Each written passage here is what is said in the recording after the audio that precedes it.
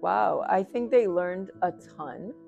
I think this really opened up their minds to how what we do, how we live, is both impacting the environment and the possibilities. How we could use design principles to be living in a way that's going to be more healthy for us, for everyone, and everything else that we share this earth with. So I think they learned a ton and really opened their minds at a pivotal moment in their development as young people.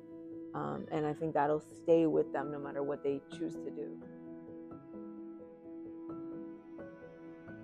I do wish that I had had a class like this when I was in high school. I learned science, but it was very much just learning out of a book and just memorizing terms and categories of things.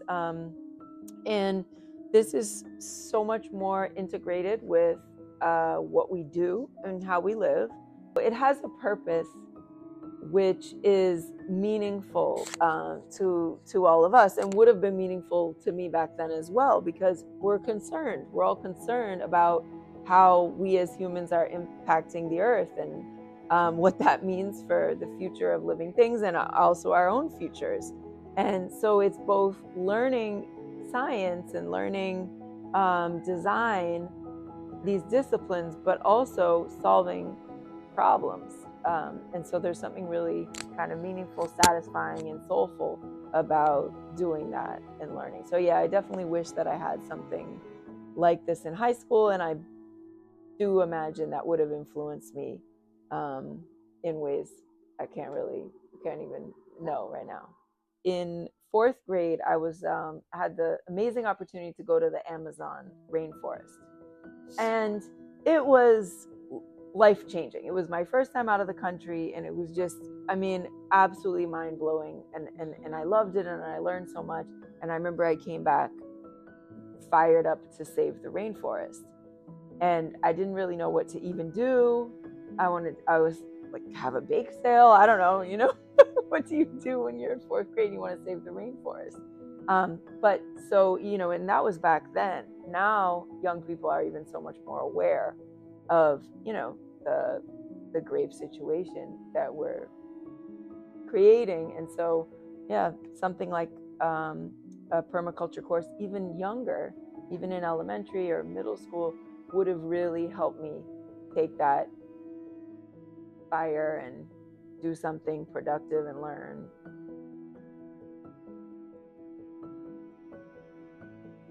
Well, project-based learning is always a better route than just straight book learning, because we learn by doing, and that just means that students are going to be having experiences that are concrete and that are personal, that gets stored in their brains in a different way than something that they're just reading or hearing.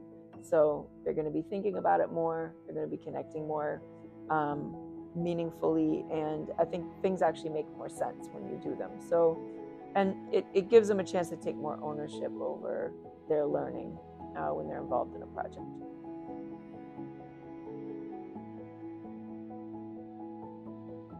So I think the course makes technical topics such as soil health and water management more accessible to students, because everything that they're learning about, then they're directly applying to their design, which is, in this case, a real place that they've been to, that they're going to be impacting via their design. So it's a process that is very real, and they really need the technical part. So for example, this spring, they were working on their designs and getting the layout and getting some initial ideas out there, and then they really needed some technical knowledge to be able to know which plants to plant together, or what should their soil or water plans be, or waste plans be.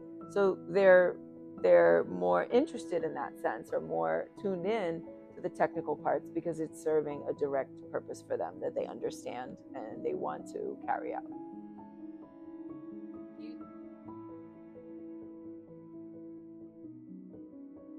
Absolutely. The systems thinking is, I think that is what makes this meaningful. Particulars are just that. They may be forgotten, but the systems and the concepts are going to stay with them. And so they're going to be noticing things out in the world, and making connections with the work that they learned here. And they're going to be able to name those connections more because they've learned systems.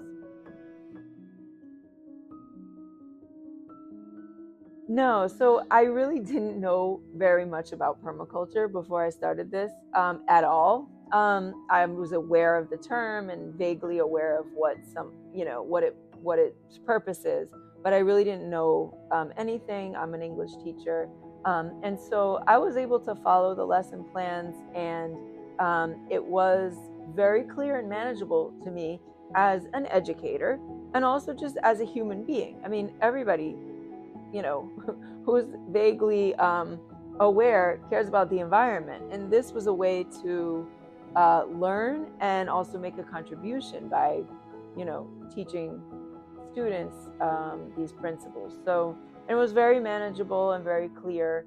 And I found that I was learning alongside the students, but also using, my educator experience and lens. I think I was able to help, be an intermediate between them and the curriculum.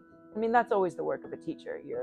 You're working with students, you're working with content, and bringing it to them. So this was absolutely a situation that worked for me, and I enjoyed it, and I'm glad I was able to be a part of it and make this kind of contribution in a discipline that I don't normally engage with.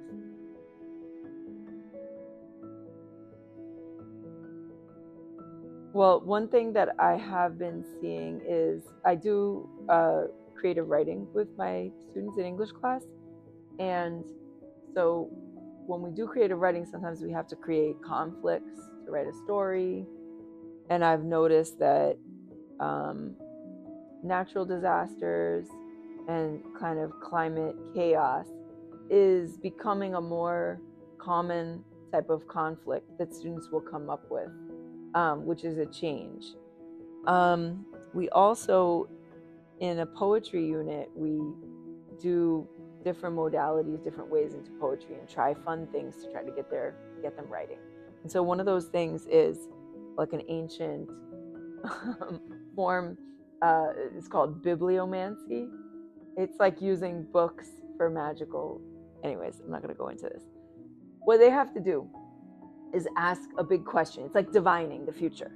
It could be, will I marry so-and-so? Or what will my future be?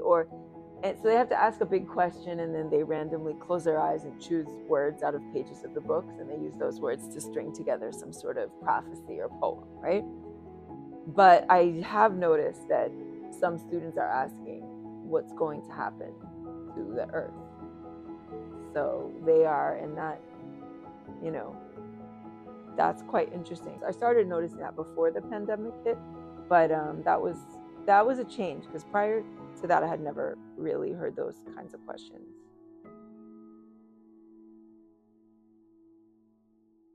Well, one of the things that I have personally, and as an educator, found powerful about it, and it's something that you and I have spoken about, is just that we're teaching the students about reality, but it's very positive, because we're teaching them actually where are the solutions, and what are the solutions. So we're showing them that so many of these issues are things that we can make simple shifts that are going to then change the whole direction that we're going in as humankind. So the more young people that know about this, the better. But also it serves them, because it's reassuring to know that these techniques are available. They're low tech.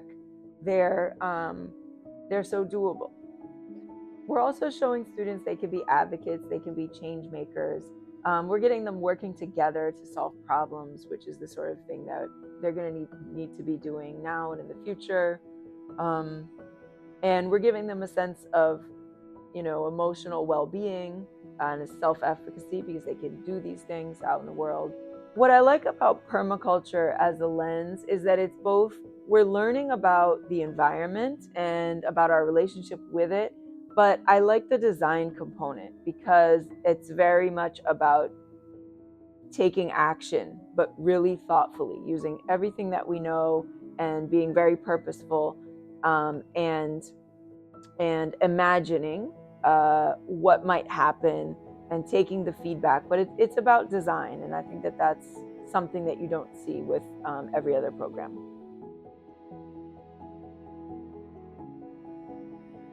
So one of my most memorable experiences from this spring was visiting Sky Farm with the whole group.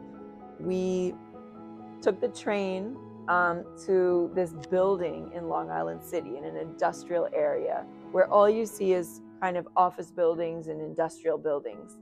And we went into this office building lobby. We went up an elevator, like a straight office building elevator, and went up. It opens and you walk in, and you're on this rooftop farm, and you have views, 360 views of the city, and it's so magical, and you feel so free too. And I just felt real happiness seeing the students in that environment. Then we sat down at this big table and interviewed the farmer who works on that farm, and she was explaining, what she does and answering their questions. And the sun is hitting us, and it was just such a magical and powerful moment. If education could look like this more often, I mean, just that one time made such an impression, but if we could be doing more of this, I think that school experience would be so much more powerful for students.